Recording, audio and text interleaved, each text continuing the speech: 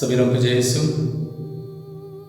मेरे प्रिय भाइयों बहनों, हम लोग सभी लोग जानते हैं इस वक्त इस्राएल और पैलेस्टीन के बीच में युद्ध चल रहा है और पूरी दुनिया के राष्ट्र दो भागों में बंट चुका है। एक तरफ इस्राएल का साथ दिया जा रहा है, दूसरी तरफ पैलेस्टीन का। और इस वक्त पूरी दुनिया तीसरे महायुद्ध के कगार पर खड़ा है। आइए हम जानते हैं बाइबल में इस्राएल के बारे में क्या कहा गया है। उत्पत्ति ग्रंथ अध्याय 32 वचन संख्या 23 से लेकर 29 तक पढ़ेंगे तो वहां लिखा है, याकूब नदी पार करने के बाद अकेला एक पुरुष भोर तक उसके साथ लड़ता रहा। जब उसने देखा कि वह याकूब को पछाड़ नहीं सका तो उसने याकूब के जांघ की नस पर प्रहार किया और युद्ध करते करते याकूब की जांघ का नस उखड़ गया और वह लंगड़ाता रहा। जब भोर हो गया तो उस ईश्वरीय दूत ने याकूब से कहा, मुझे जाने दो क्योंकि भोर हो गया है। और याकूब ने कहा, जब तक तुम मुझे आशीर्वाद नहीं दोगे मैं तुम्हें जाने नहीं दूंगा। तब उस दिव्य दूत ने कहा, तुम्हारा नाम क्या है? और उसने कहा, मेरा नाम याकूब है।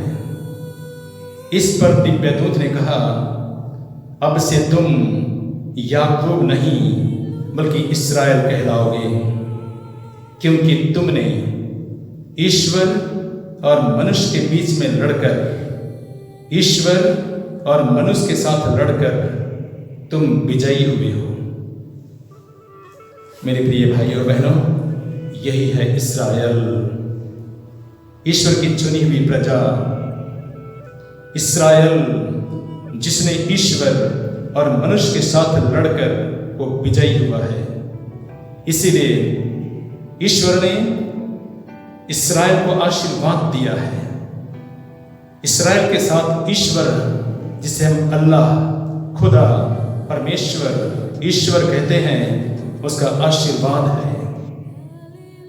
ईश्वर इस्राएल के साथ खड़ा रहता है। उसने इस्राएल को आशीर्वाद देकर कहा,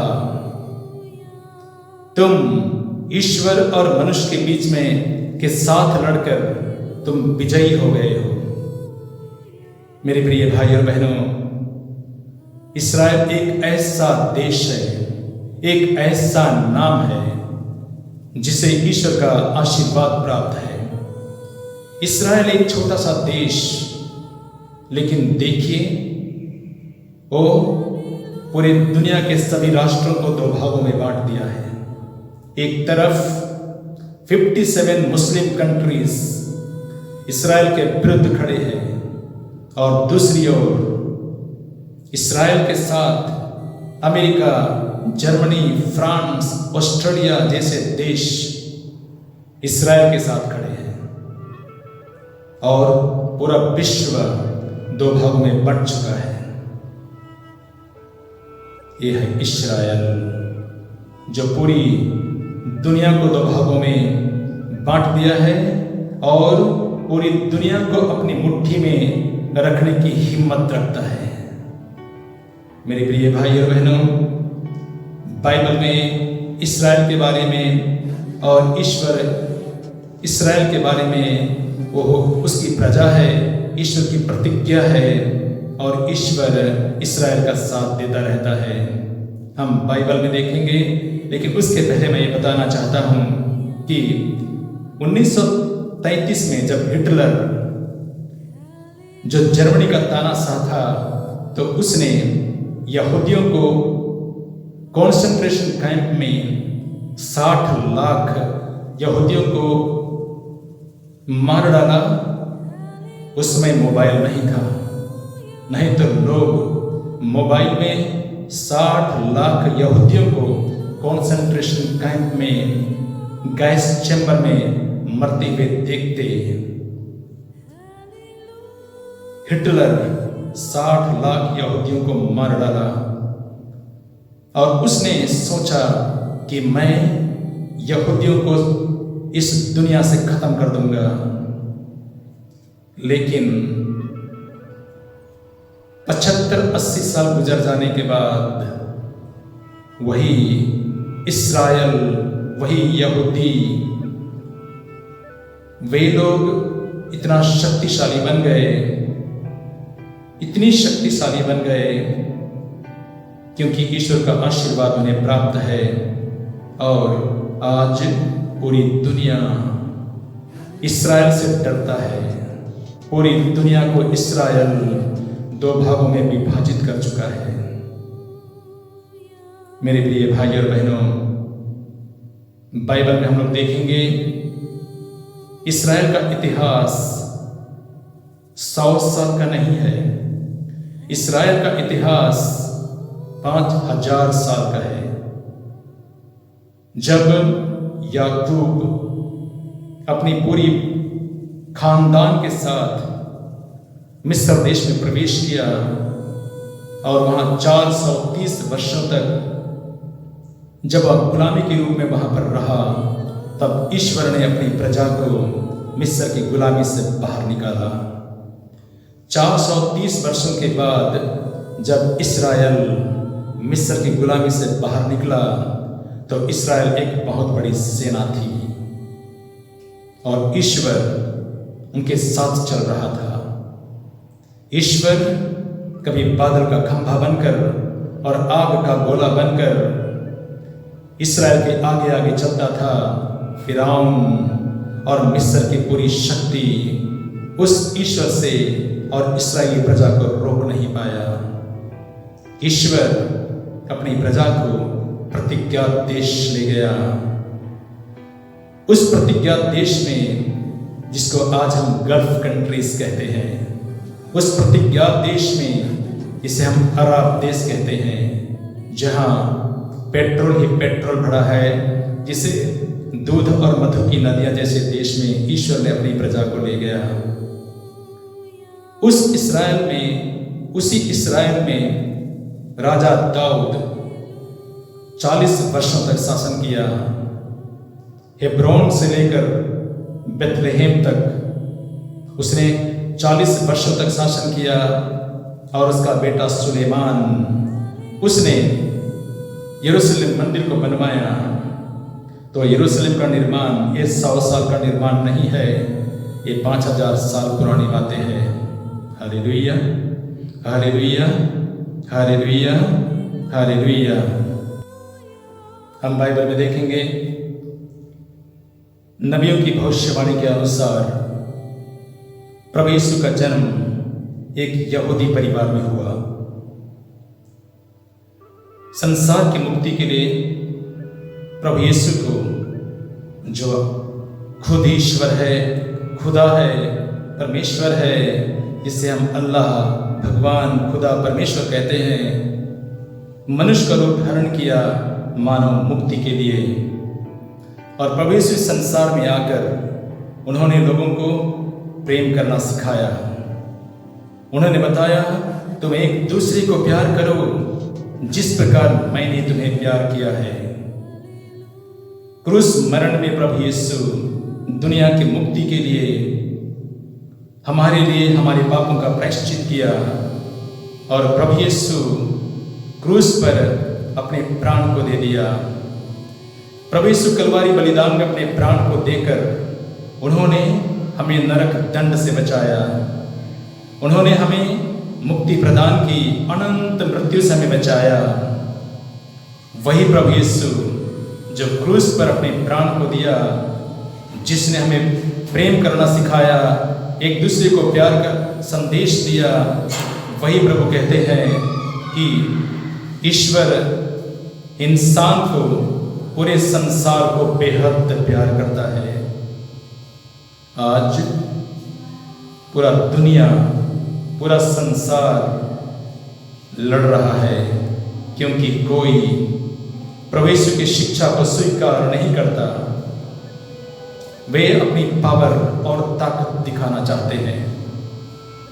सभी देश, सभी राष्ट्र अपनी ताकत, अपनी पावर को दिखाना चाहते हैं मिसाइल के द्वारा, बम के द्वारा।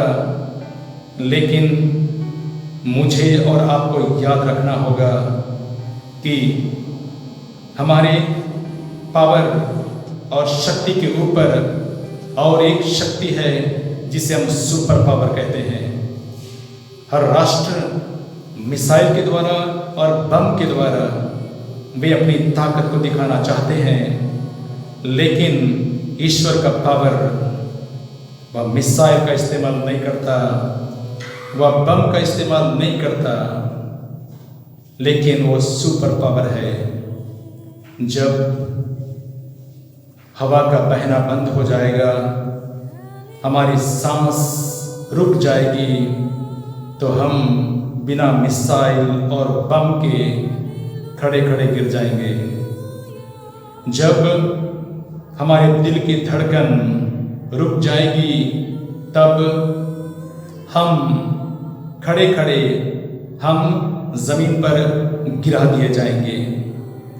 जब हमारे ब्लड सर्कुलेशन रुक जाएगा, तो हमें बिना बम और बिना मिसाइल के हम फड़फड़ाना शुरू करेंगे। यह है सुपर पावर, जो किसी बम या मिसाइल का इस्तेमाल नहीं करता, लेकिन वो सुपर पावर है। Hallelujah, hallelujah, hallelujah, hallelujah. जब प्रभु यीशु दुनिया की मुक्ति के लिए अपने प्राण का बलिदान दे रहे थे, जब उनके शत्रु को गिरफ्तार करने के लिए गेत्सेमनी बारी में खड़े थे, तो उनका एक शिष्य तलवार खींच लिया। प्रभु यीशु ने कहा, जो लिखा है संत मत्ती के सुसमाचार में अध्याय 26 और वचन संख्या 52 में लिखा है, पेतरुस से कहा, पेतरुस तलवार मयान में कर लो। जो तलवार उठाते हैं वे तलवार से मरते हैं।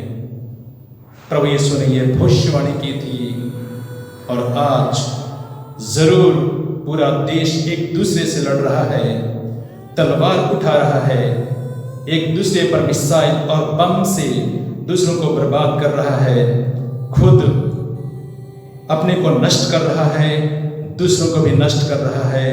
और इस प्रकार उस सुपर पावर के आगे वे लोग अपने आप को खत्म कर रहे हैं, अपनी ताकत और अपनी शक्ति को दिखा रहे हैं।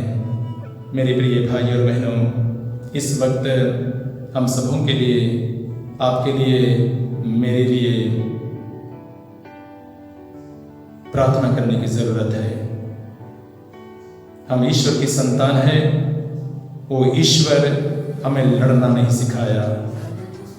वो ईश्वर हमारे लिए अपना दंड अपने ऊपर ले लिया। ईश्वर तो वही है जो दूसरे का कत्ल नहीं करता, लेकिन दूसरे का कत्ले आम, पूरे संसार का कत्ले आम अपने ऊपर उठा लिया। वही ईश्वर है जो दूसरों को मारता नहीं मारता है, मरने नहीं देता है, लेकिन दूसरों का जीवन बचाता है। वही परमेश्वर है।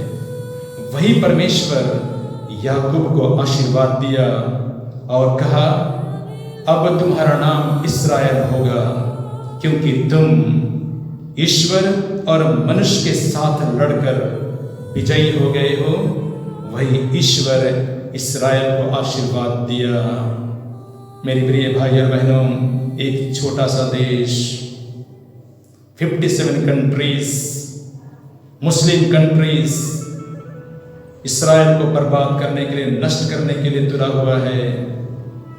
जरूर उनका साथ अमेरिका, जर्मनी, फ्रांस, ऑस्ट्रेलिया जैसे देश उनका साथ दे रहे हैं, लेकिन एक छोटा सा देश जिसको 57 कंट्रीज नष्ट करने के लिए, बर्बाद करने के लिए तुला हुआ है, लेकिन इस्राएल के साथ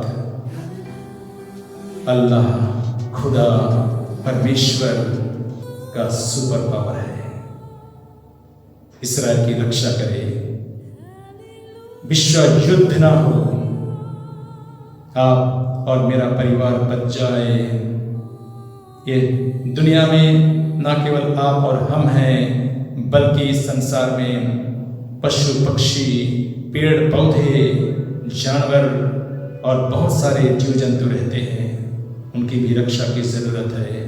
आपके साथ साथ, हमारे साथ साथ पूरे विश्वमंडल का हर चीज की रक्षा हो। प्रभु आपको आशीर्वाद दे। Hallelujah, hallelujah, hallelujah.